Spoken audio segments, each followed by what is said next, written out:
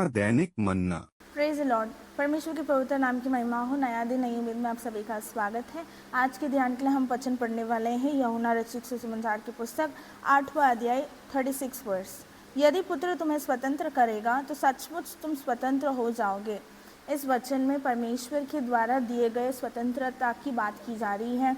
इस संसार में रहने वाले हर एक मनुष्य शैतान चाहता है कि सब स्वतंत्र नहीं रहे, वो कहीं ना कहीं कोई तो चीज़ से वो गुलामी बने रहे। जैसे जो परमेश्वर को नहीं जानते हैं वो श्राप में पीड़ित रहते हैं, पाप में पीड़ित रहते हैं, उनके द्वारा किए हुए पाप के ताड़नाओं से पीड़ित रहते हैं। जो मसीह में आ चुके हैं वो भी कई प्रकार के एडिक्शंस में या फिर कई प्रकार के झूठे कार्यों में, गंदे कामों में बंधे हुए रहते हैं। वो चाह कर भी बाहर नहीं आ सकते हैं। लेकिन परमेश्वर यहाँ पर वचन कहता है कि अगर परमेश्वर का पुत्र यीशु मसीह जब आपको स्वतंत्र करता है तो आप सचमुच स्वतंत्र हो जाते हो। कई बार ऐसा होता है कि हम आज स्वतंत्र हो गए हैं, 10 दिन तक हम वो पाप को नहीं कर रहे, लेकिन 11वां दिन हम वापस वो पाप में गिर रहे हैं।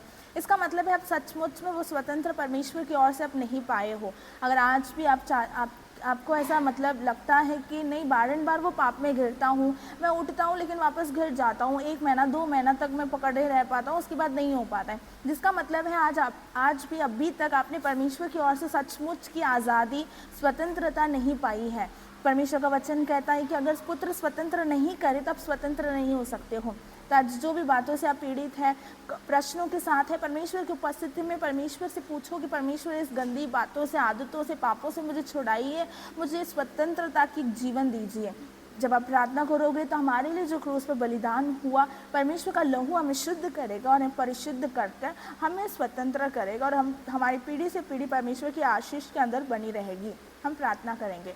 स्वर्गीय पिता, इस सुंदर समय के लिए हम आपको धन्यवाद करते। परमेश्वर अपने दिए हुए अच्छा वचन के लिए धन्यवाद। परमेश्वर हम चाहते हैं कि हमारी आज़ादी आपकी ओर से स्वतंत्रता हमेशा के लिए होने पाए। परमेश्वर बारंबार घिर के उठने वाली आदत नहीं परमेश्वर, लेकिन आपके अंदर हमेशा की एक स्वतंत्रता की जीवन, पापों से स्वतंत्रता, श्रापों से स्वतंत्रता और अनेक प्रकार की गुलामीपन से स्वतंत्रता पाकर आपके लिए आपके वचन के अनुसार चलने का अनुग्रह दीजिए। उद्धारकर्ता यीशु के नाम से मांगते हैं स्वर्गीय पिता, आमीन।